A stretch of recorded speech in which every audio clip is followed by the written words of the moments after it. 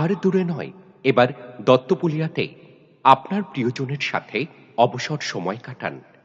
ইছামতি নদীর পাড়ে গড়ে উঠল ইছামতি নন্দন উদ্যান, যেখানে থাকছে খাওয়া দাওয়া, ফটোশুট, নৌকা ভ্রমণের বিশেষ ব্যবস্থা।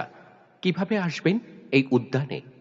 দত্তপুলিয়া থেকে যে কোনো টোটোওয়ালাকে বলুন ইছামতি নন্দন উদ্যান, আর সারাদিন প্রিয়জনের সাথে মজা করুন আর উপভোগ করুন প্রাকৃতিক সৌন্দর্যে ভরা ইছামতি নন্দন উদ্যান। ওপরের সব কথাগুলি কাল্পনিক, বাস্তবে এর কোনো সত্যতা নেই। আমরা এই অবাস্তব কাল্পনিকটাকেই বাস্তবে রূপান্তর করতে চাই, এবং আমাদের আশা এরকম একটা সুখবর আমাদের কানে আসুক। দত্তপুলিয়ার সৌন্দর্যায়ন এই প্রকল্পের ভিত্তিতেই ইছামতির পাড়ে গড়ে উঠুক বহু প্রতীক্ষিত এক সুন্দর উদ্যান। এই উদ্যান তৈরির ফলে গ্রাম পঞ্চায়েতের আয় বৃদ্ধি পাক এবং এলাকার বহু মানুষের কর্মসংস্থান ও অর্থনৈতিক উন্নতি ঘটুক।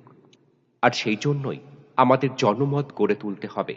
দলমত নির্বিশেষে সমস্ত রাজনৈতিক নেতাদের কাছে দত্তপুলিয়ার আপামর সাধারণ মানুষের এটাই কামনা।